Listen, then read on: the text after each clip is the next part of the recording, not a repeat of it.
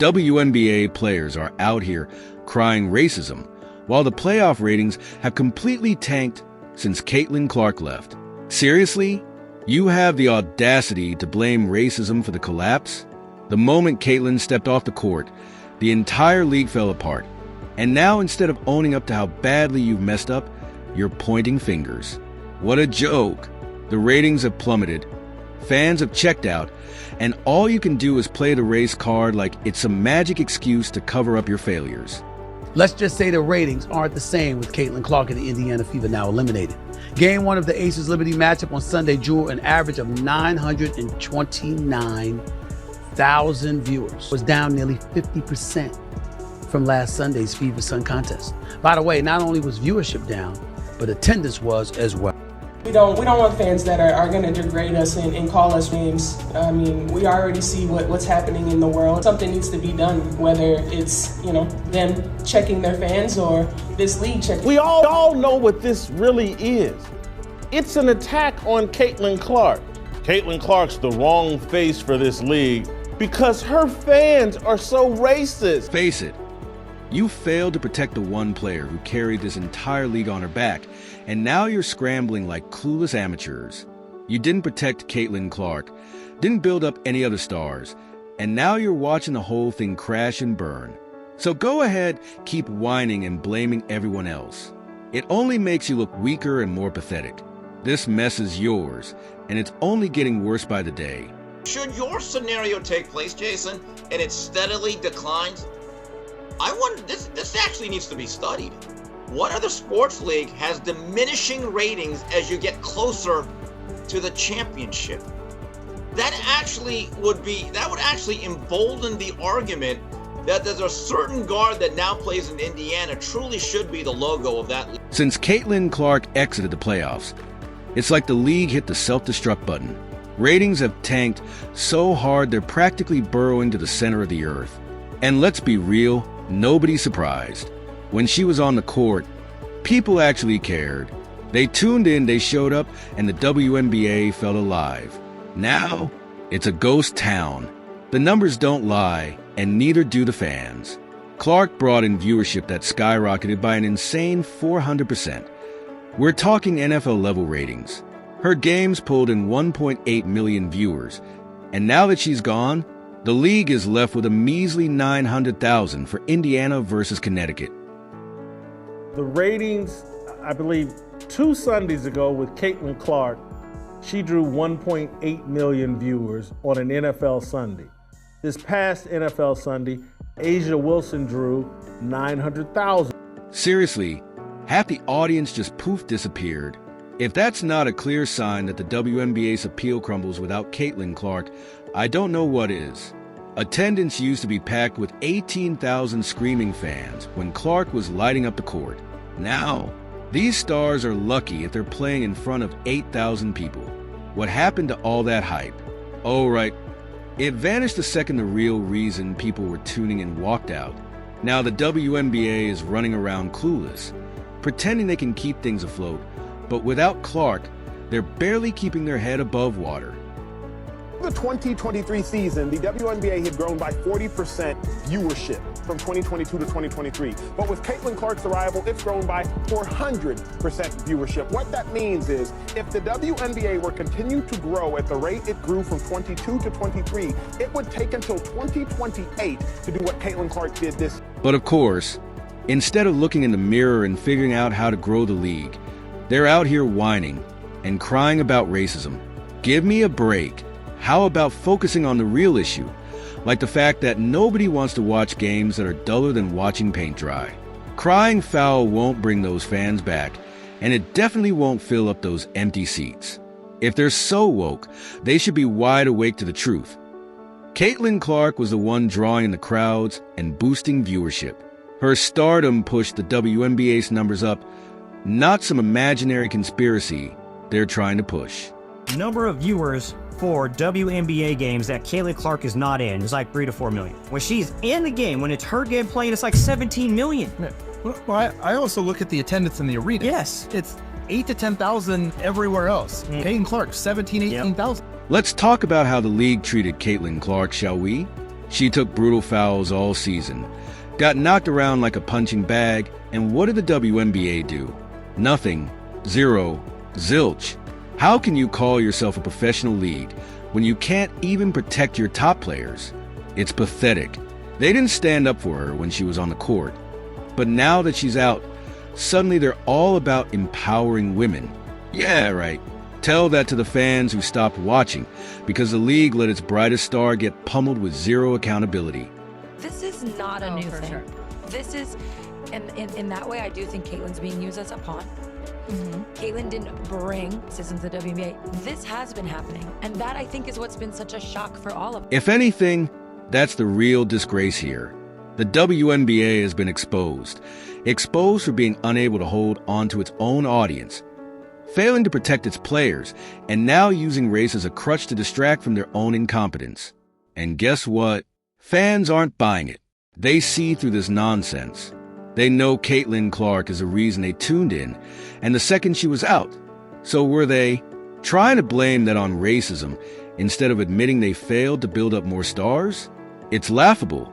We all know what this really is. It's an attack on Caitlin Clark. Caitlin Clark's the wrong face for this league because her fans are so racist. Without Clark's gravity-defying shots and show-stopping performances, nobody cares. She was the one keeping this league's pulse alive. Now they're stuck serving up a dull, watered-down version of what used to be electrifying. There are very, very few people, but there are some out there who resent the fact that this young white girl came out there and did her thing. Rookie of the Year, 4th in the league for MVP voting, assist leader, one of the top leading scorers after the Olympic Games. She put on a show, validating all the attention she was receiving. But it gets worse, because apparently the league's idea of recognizing talent is handing out awards like their participation trophies. Rookie of the Year, Clark received 66 out of 67 votes, which means someone out there thought it was a good idea to throw a vote at Angel Reese, as if Clark's historic, record-shattering season didn't even happen. Are you kidding me? That's like awarding LeBron's MVP to the water boy. What did they think? Nobody would notice. Fans are livid. It's not just disrespectful to Clark. It's insulting to everyone who supported her and the league.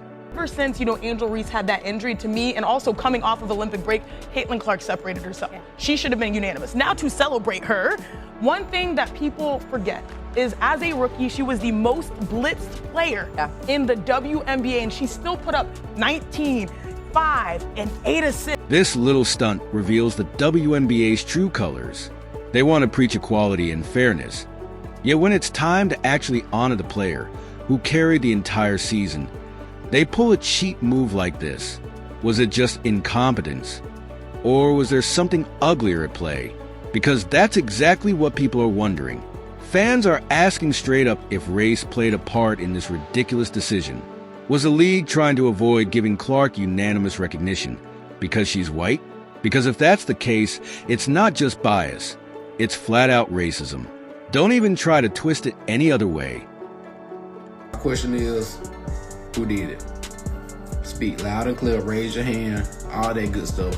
But of course, this is the same league that allowed its star player to get beat up on the court all season long without lifting a finger.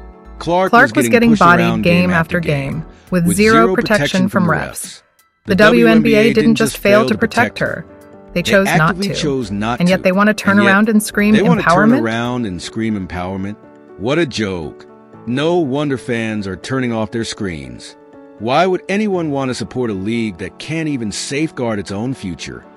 This is why we would love for the WNBA to make voting not anonymous. Because if you were the person that had that one vote, you should just be able to stand on it. Caitlin Clark brought the WNBA to life. And now that she's gone, it's like the league is desperately trying to keep up appearances. They're scrambling to find some scapegoat to distract everyone from the harsh reality that they're a sinking ship. And blaming it on racism? That's the lowest, most desperate move they could make. The truth is simple. Clark was the WNBA. Without her, they're just a bunch of players crying foul while their audience walks away in droves. There was a Jordan effect on the NBA and the game of basketball. I would argue at one point early on there was a Steph Curry effect on the NBA and on basketball also. You bet your ass there is a Caitlin Clark effect on all of basketball, and especially on women's basketball. So what's the plan now? Is the league just going to keep doubling down on this pathetic blame game? Or are they finally going to wake up and take responsibility for the mess they've created? One thing's for sure. Fans aren't sticking around to find out. If the WNBA continues pulling stunts like this, there won't be a league left to save. They've got one chance to turn this around. But until then, they can keep crying while the ratings keep plummeting. The clock is ticking, and it's time for some serious action, not just empty excuses. Caitlin Clark is Kunta Clark. She's the actual slave that everybody else is exploiting for their benefit. Angel Reese included at the top of that list. Now Alyssa Thomas jumps in and says, let me get my piece. Caitlin Clark was the most foul player in the league, and yet it was like the refs had a blindfold on whenever she was on the court. Statistics show that she was consistently targeted, and officiating failed her at every turn. The league needs to wake up and understand that if it wants to be taken seriously, it must protect its star players instead of letting them get beaten down like they're expendable. What kind of message does that send? It tells fans that the league doesn't value its stars, and that's a recipe for disaster. If the WNBA wants to grow, it has to start prioritizing the players who bring excitement to the game. Without them, there's no future. It's unacceptable, honestly. And there's no place for it. And we've been professional throughout the whole entire thing, but I've never been called the things that I've been called on social media, and there's no place for it. Let's take a moment to compare how other leagues handle star player protection. In the NBA, for instance, players like LeBron James and Stephen Curry get the benefit of the doubt from referees. They are protected because they draw in fans, boost ratings, and are vital to the game. Yet in the WNBA, it seems like the refs view Caitlin Clark as an easy target. You have to wonder why the WNBA doesn't implement similar protections. Why isn't Clark afforded the same respect? This inconsistency makes the league look foolish and disorganized, as if it doesn't even recognize its own talent. If the WNBA wants to be taken seriously, it needs to treat its stars like stars and ensure they are protected on the court. Otherwise, it's only hurting its own future. A rising tide lifts all boats. If folks were more receptive to it, more moments would have arrived. I still contend Caitlin Clark should have been on Team USA. Imagine the international, the global audience that would have followed her. But folks missed it because of feelings, not business. The implications of this poor officiating extend far beyond the court. Fans lose interest when they see their favorite players getting abused without consequence. Caitlin Clark's constant fouling, coupled with the lack of protection from the refs, has directly led to a dip in viewership, and it's not hard to see why.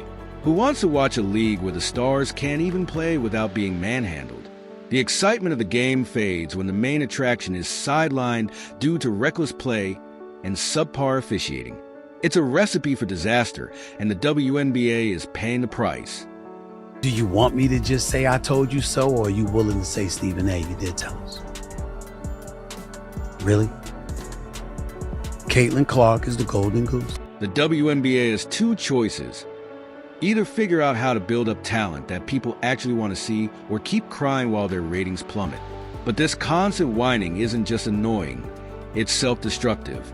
Caitlin Clark was your MVP, your ticket to relevance, and without her, you're left scrambling, looking for someone else to blame. Fix it, or watch your league continue to sink faster than a lead balloon. The time for excuses is over.